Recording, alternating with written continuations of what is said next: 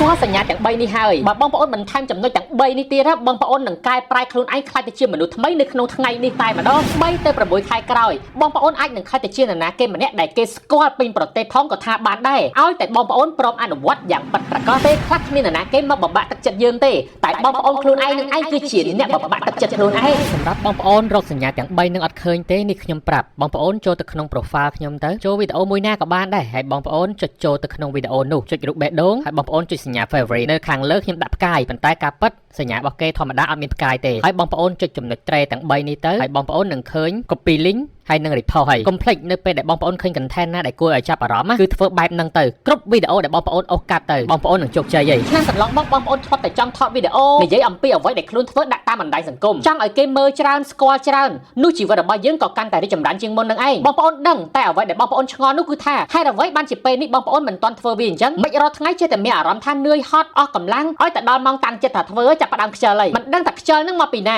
តើនោះមកពីអ្វីទៅពីមុនខ្ញុំដឹងថាខ្លួនត្រូវថតវីដេអូនិយាយពីសេវាកម្មនិយាយពីអ្វីដែលខ្លួនឯងធ្វើដើម្បីឲ្យបងប្អូនបានឃើញយ៉ាងទូលំទូលាយតែមិនដឹងជាយ៉ាងម៉េចឲ្យ